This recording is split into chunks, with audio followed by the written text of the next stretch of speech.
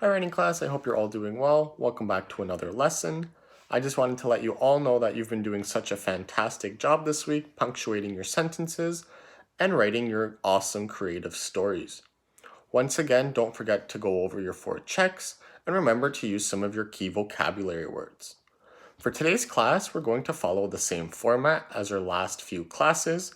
We're going to be looking at lesson 47, parts A and B. So let's get started.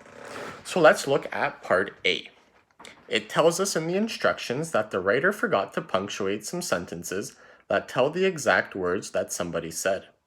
The writer also forgot to put commas in some areas. So your job will be to read the passage carefully and to put in any missing capitals, any missing quotation marks, and any missing commas. So I thought we would go through the first paragraph together. So the first sentence says, Lisa, Mario, and Ray were looking for a sunken ship. We don't need to add any commas. We already have a comma added, and that comma's there because we're listing 3 or more people.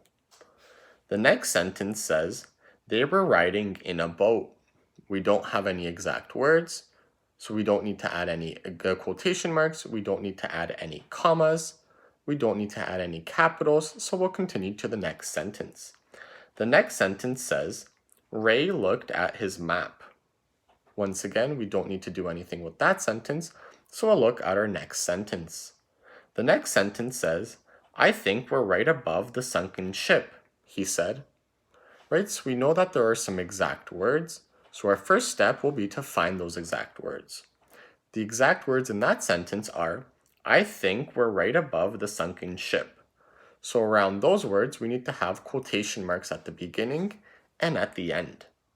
We also need to have a comma added. So our comma will go right before our second quotation mark. So what the sentence now should say is, quotation mark, I think we're right above the sunken ship, comma, and then our closing quotation mark, he said. The next sentence says, Lisa threw the anchor overboard. Once again, we don't have to add any quotation marks or commas or capitals, so we'll leave that sentence alone. The next sentence says, Mario, Lisa, and Ray wore wetsuits. Right, so we need to make sure to add a comma in that sentence. Remember, if a sentence names 3 or more people or 3 or more things, we need to add a comma. So what the sentence should say is, Mario, comma, Lisa and Ray wore wetsuits. And then the last sentence of that paragraph says, they put on air tanks, face masks, flippers, and breathing tubes. So once again, we need to make sure to add some commas in that sentence because we are naming 3 or more items, right? We're naming the air tanks, face masks, flippers, and breathing tubes.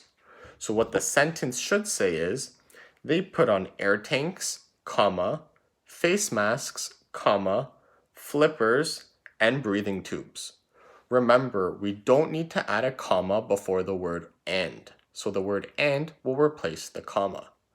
So now what I want you guys to do is to read the rest of the passage and add in your missing quotation marks, commas, and capitals. And then I'll see you guys in part B. So you can pause the video now, and then I'll see you in part B.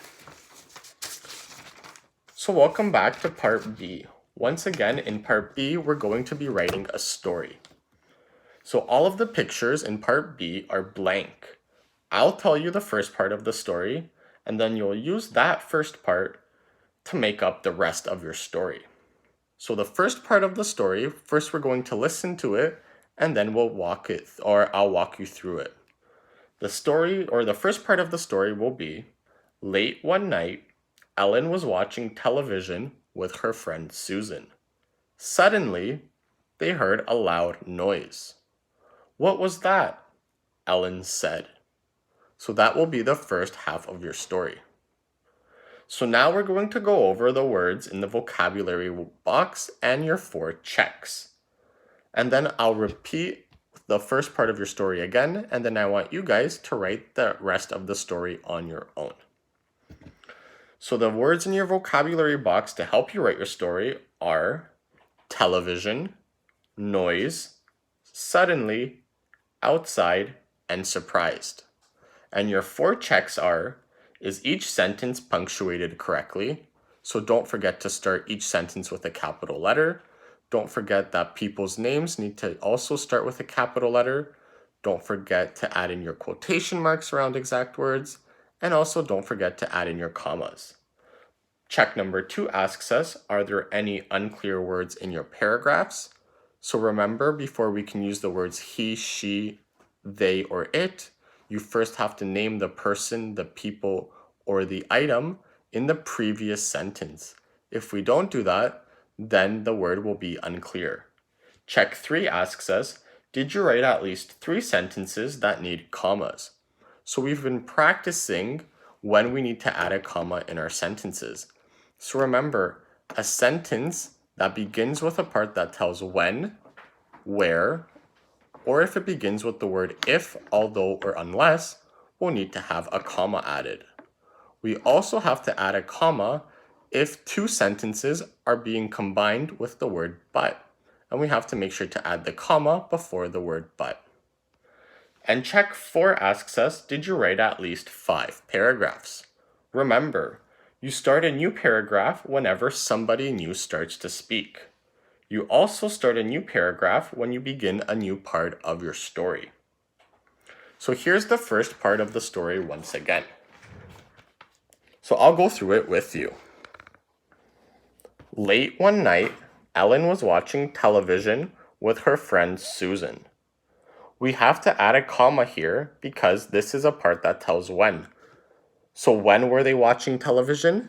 Late one night, right? So late one night, comma, Ellen was watching television with her friend Susan. Don't forget to capitalize Ellen's name and Susan's name. Our next sentence says, suddenly they heard a loud noise. So once again, we have a part that tells when, which is the word suddenly. So that's why we had to add that comma there. And then we could use the word they because in our previous sentence, we introduced Ellen and Susan.